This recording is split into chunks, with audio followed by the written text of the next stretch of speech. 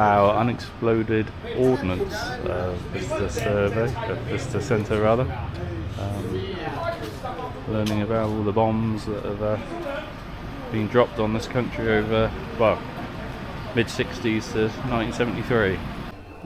Some of the facts and figures, amazing with all the unexploded bombs.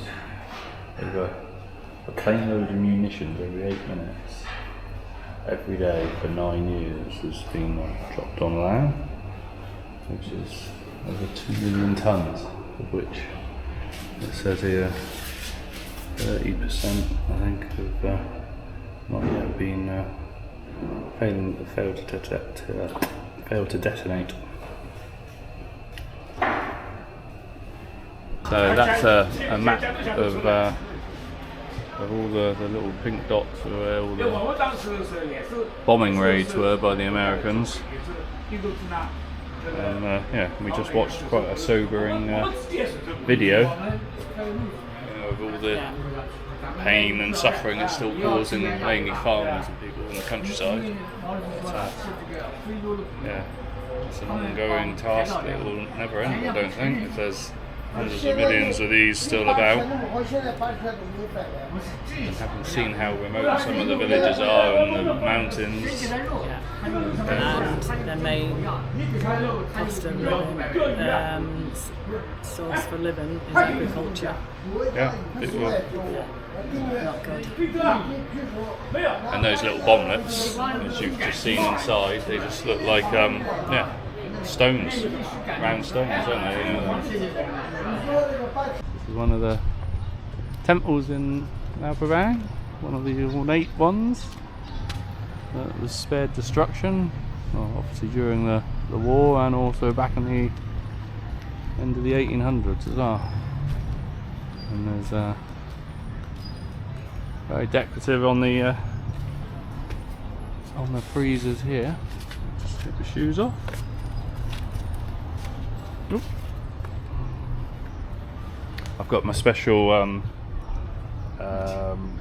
can't remember what that was, Borobudur Temple slippers on today, because my sliders are exceptionally muddy and dirty from a week up in the dust of Nong Kyor.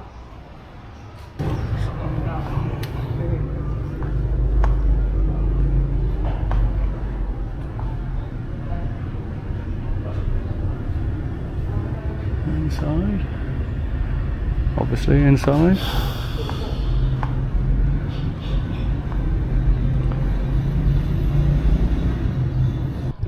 So up the top there's a big hill in Luang Prabang where we're going to go up and see sunset later on, and yeah, got a good view of the hill here.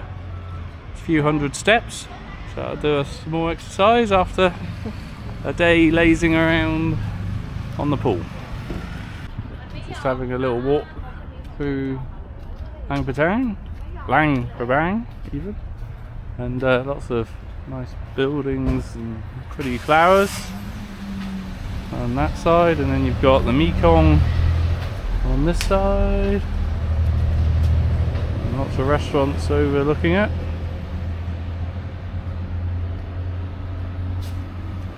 But yeah, just generally nice chilled vibe about the place. There's not many tourists about. One thing that amazes me in Laos is the number of minivans there are. There are hundreds of them. So all for Chinese tourists, or the vast majority of them are, I think. Well, we thought we'd missed the sunset, but which we did. But look at that now. Absolutely beautiful, apart from that sky mass over there, telephone mass. The noise markers down below you. Yeah, and there's, oh, that's a great shot actually. So that's where we were last night, guys, in the food market, which is just sort of setting up now. And then, yeah, it's absolutely beautiful.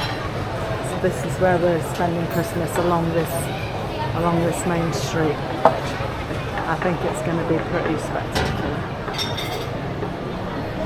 And this is the other end of the street. So all the red and blue little tops that you can see, that's all this street market, which I believe is on every night. Just up there in the distance is where we were going to go for the sunset, behind the trees there. It's a little bit in darkness, but we've just met a couple who said it was absolutely packed, so I think coming to the rooftop bar benefited us in more ways than one. So here we are at the Quang Sea waterfall. Bigger waterfalls in the area. Quite a busy crowd. And street markets and people selling you everything. It looks like up in the distance there's a bigger waterfall with a viewing platform. There's a few people on it. So we're walking through the forest. And yeah, it's pretty. It's starting to warm up now. It's chilly on the bikes coming up. It's only, well, we left about 8:30, so it was still relatively chilly. But the day's slowly warming up now. So here we are at the main falls.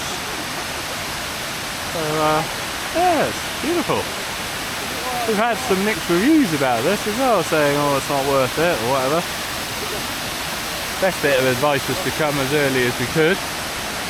Miss as many of the thousands of minivans and tourists as we could, which we've done. With a few here. It's yeah, oh, it's very pretty. So this is us at the top. There's a waterfall and a little river that feeds it. But they don't let you get any closer than that, unfortunately. More little falls at the top, over here. And then over here we got the first cascade into a pool. So this is the we're at the butterfly farm, so this is a little orchid section. Thought Dad would appreciate this bit, if he's still awake on this part of the video. And a nice pretty butterfly. We're in a natural fish foot spa at the moment. Don't know whether you can see my feet. Right. Having a good old nibble at my feet. And they got a good job to do because I've got a lot of hard skin on my heel at the moment. Morning everybody, Merry Christmas from Chris and I. From Wat Tang Poozy. We're sort of at the top of a high point in Luang, Prabang. It's Christmas Day, although you wouldn't know it obviously because I don't celebrate Christmas. Bit more of the old Mekong River there. Yep, we're nearly at the top, hence I'm out of breath. Hey, finally reached the top. I'll zoom these in a bit. That's it. Apparently this is one of the best places to watch the sunset, but it does get very crowded. And we did find a nice rooftop bar where we had just as nice a view. So here we are. It's quiet because it's midday today on Christmas Day. Again, there's the Mekong in front of us. A bit hazy, but you'll get the gist. I don't think Luang Prabang is as pretty as Luang Noi was much prettier, wasn't it? The mountains, yeah, the mountain range. But it's still it's a very pretty city, Luang Prabang. A lot of French style buildings and lots of French here actually. It's Christmas time in Luang Prabang. I think Jan's threatening to buy a little reindeer horns or something, aren't you? A headband. A headband, yeah. My Christmas attire, Yeah. possible. This is one of the main streets in Luang Prabang. This bar, restaurant here, very, very popular. It's a little bit dark, but it's ever so pretty. And they do an alright pint, but a very expensive steak. And then we move to this bar, over the road. Excuse me, I hope Barney won't give me his bloody cold.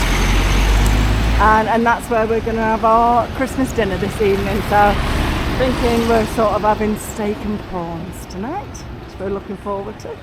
Chris might not be able to taste anything, but yeah, it's a beautiful little setup there. Very, very pretty little street. See all the nice flowers in bloom. Lovely. So we're having a little Christmas pub crawl.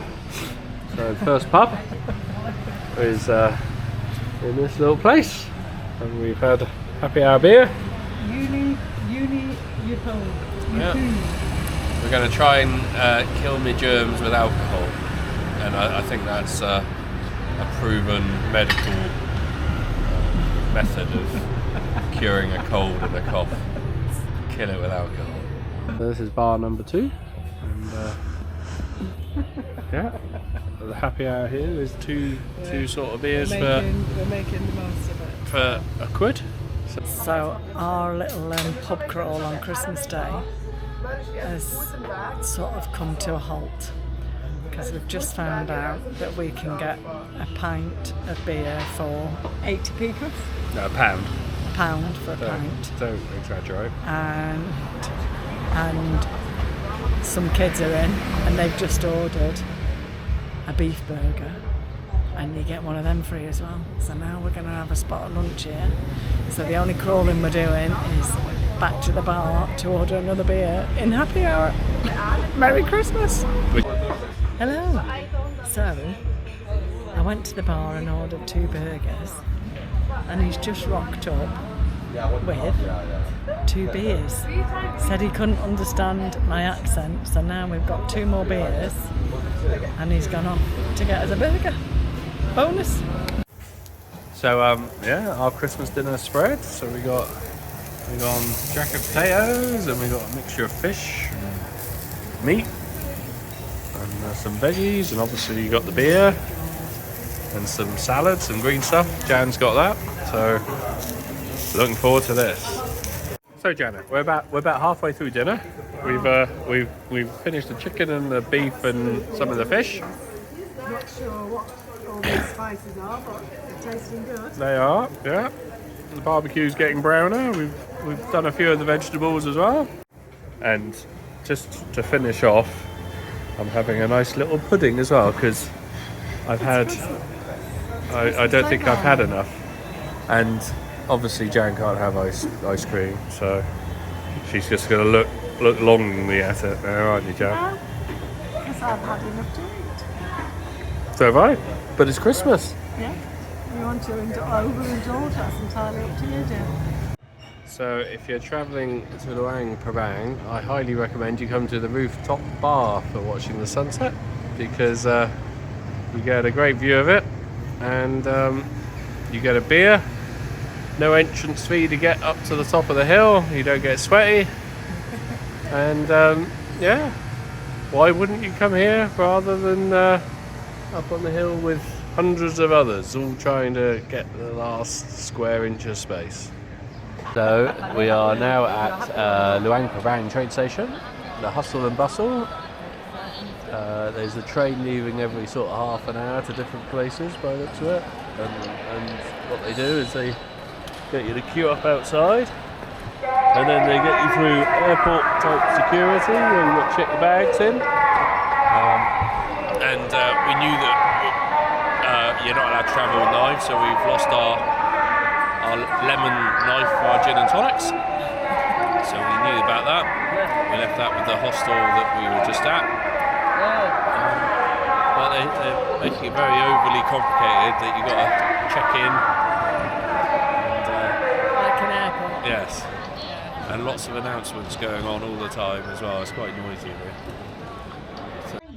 So on the train, and although we got tickets booked together, we're in separate seats. So that's not the best news, is it? There we go. And we'll see how the train journey goes. Nice lot of leg room there.